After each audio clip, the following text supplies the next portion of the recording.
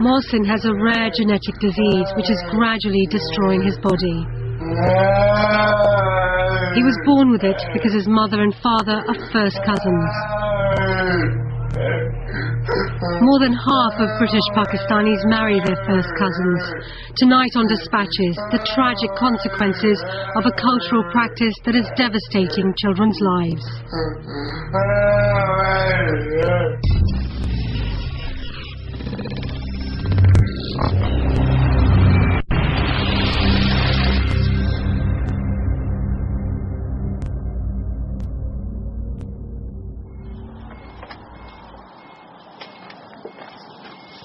Mohsin Akhtar is 17 years old and lives with his family in Bradford. He's the second of 6 children. He's blind, he can't walk properly and needs round-the-clock care.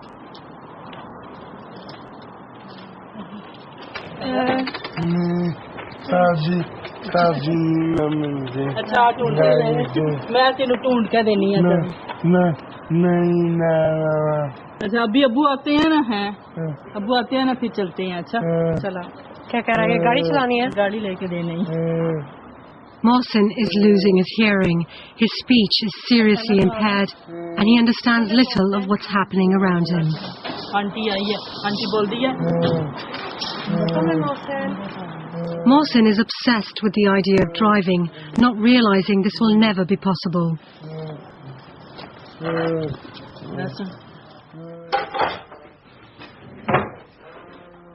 Mohsin's younger sister Hina is 13. She's the Akhtar's 4th child. Her sister Zainab is 11. Both sisters have inherited the same disease as Mohsin. They can neither see nor hear. All 3 children have an extremely rare genetic disorder called mucolipidosis type 4. Their bodies cannot get rid of waste products properly, affecting everyday brain function from vision to movement.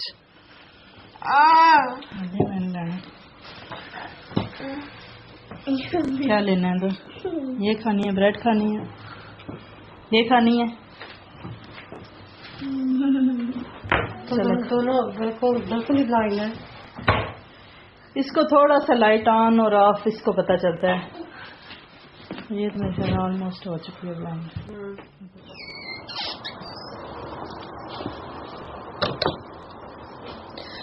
The potential consequences of first cousin marriages are tragic and devastating. My grandparents are first cousins. 5 of their daughters died in childhood and 3 of my uncles were born deaf. At the time no one knew why because the facts were not known. Today the medical facts are established, but the practice continues. Here in Bradford, where the Akhtars live, 75% of Pakistanis marry their first cousins. Anywhere between 4 and 10% of the children in these families will be born with genetic abnormalities. And these illnesses are often fatal. 1/3 of children with diseases caused by recessive genes will die before they turn 5. The disease affecting Mohsin, Hina and Zainab is the direct result of their mother and father being first cousins. Both parents carry the recessive gene that has caused the children's disabilities. If they had married outside of the family, there would have been only a tiny chance of their children being born with the genetic disorder. But in the case of the Akhtars as first cousins, the odds narrowed dramatically to a 1 in 4 chance that any child they had would be born with the illness. In the event, 3 of their 6 children were born with the disease. Fatima is the youngest and healthy. She's 7 years old and has had to watch her siblings deteriorate over the years. So what's it like living, having 2 sisters? Is it fun? What's the best bit? Play together. Yeah. What's the most difficult bit? You know, like when they're crying and we can't stop them crying.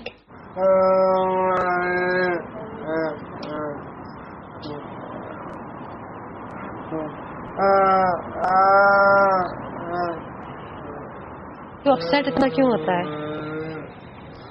नज़र नहीं आता, ज़ाहिरी बात है कि वो चाहता है मैं जिस तरह इस उम्र के बच्चे होने चाहिए वैसे वो सोचता है ना कि मैं गाड़ी चला सकूं, मैं जिस तरह बच्चे बाहर जाते हैं लेके गाड़ी ऐसे वो करता है ना, उसका ज़हन ये एक बात कबूल नहीं करता कि मैं ब्लाइंड हो चुका हूँ. How do you feel? बहुत दुख होता है क्योंकि ये बच्चा बहुत नॉर्मल था.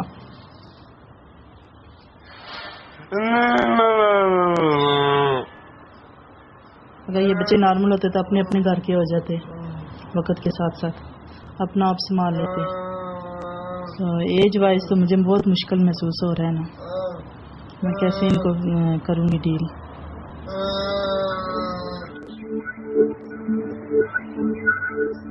Over in Birmingham, home to one of the largest Pakistani communities in Britain, 50% marry their first cousins. The children born into these families are 10 times more likely to be born with recessive genetic disorders. And 1 in 10 of those will die in infancy or suffer a chronic disability. Doctors in Birmingham have grave concerns about cousin marriages, or as they call it, consanguinity. Dr. David Milford is a renal specialist at the Birmingham Children's Hospital. He says the problem is on the rise. What kind of impact of first cousin marriages have you seen in this hospital? In my own specialty, which is children's kidneys, we've seen from national data, comparing figures from 2004 to recent figures 2008, 2009, we've seen that the proportion of consanguineous relationships with genetic disease, we've seen that increase from about 17% to 21%. So certainly in our own very small specialty area, we have seen a change. Most of the consanguineous marriages are within Muslim, Pakistani and Bangladeshi families. So for us it's wherever populations of those origins, where they are concentrated, that's where we see the highest amount of genetic disease. What kind of pressure do these cases put on the resources that you have? We see some children with very serious disease. We've had children who presented soon after birth with kidney failure requiring artificial kidney treatment, and they then go on to require kidney and liver transplantation to correct their genetic defect. And then we see other children who are more mildly affected, who have some degree of kidney impairment, but not enough to require artificial kidney treatment or transplantation. So it's quite variable. A major report published in 2008 shows that 1/3 of all children suffering from rare genetic diseases are British Pakistani, yet they only make up 1.5% of the total population.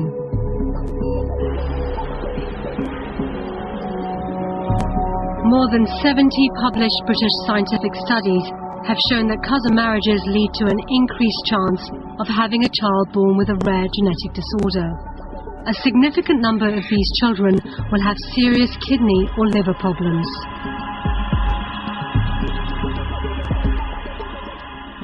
As you can see, I've got a lot of medicines there. There's a carnitine, alpha-con. I've got 2 of them a daily. And these are one of the other day. That carnitine I've got that day and that. And then I've got some more there. They're basically all for the liver, basically. Azmat Mahmood lives in Nelson, Lancashire. He's 17 years old and lives with his mum, Parveen. God, I smell these medicines really bad. He has to take a powerful cocktail of medications to help him get through his day. Sometimes as many as 11 tablets at a time. He has a rare genetic condition called propionic acidemia. He lacks an enzyme that breaks down protein in the body. Yeah, you only have them in the morning. Yeah, one of that.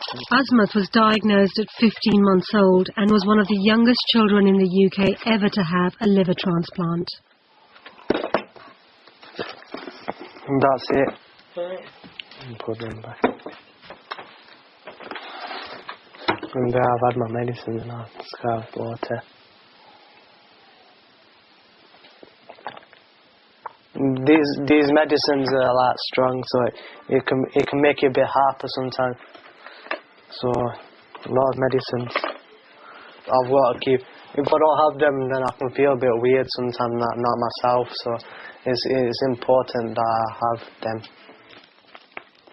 When Azmat was first diagnosed, his doctors told Parveen that his rare liver condition was hereditary. By marrying her first cousin, she and her husband increased the chances of passing the disease on to their children. So after his transplant. Oh, bless him.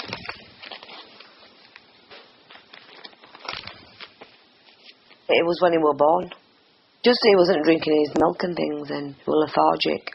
So I did some tests, you know, that's when they found out when there was something not right. Well, at first they said there was no cure. And then, because I kept pushing it, whenever time I went to the clinic, I said, there must be something you can do. And they said, well, we can try a liver transplant, but it's not 100% guarantee it's going to work. Azmat's rare condition is progressive and his body is slowly deteriorating. This one's more weaker. It's just like wearing out. I don't know what to do for it, but it started getting worse. Like, you know, like you have pains and stuff, and as you can see, that's a bit smaller. This arm's a bit smaller, but whereas this feels more stronger. Like sleeping and stuff, when I sleep on the side, it could hurt sometimes. Like my mum has to massage it all the time. Oh, that's sweet, isn't it? Thanks. Did you make it yourself? Yeah, I made it. Did you manage? Yeah, I managed to make it. I made it. Oh, cool. Yeah. They haven't been doing liver transplants that long in children for them to know how long it will last. But I try not to think about that.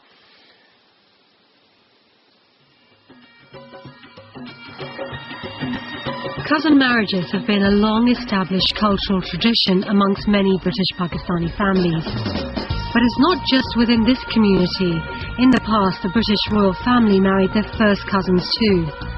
Today, though, it is mostly Pakistani, Bangladeshi, and some Middle Eastern and East African families that continue the custom.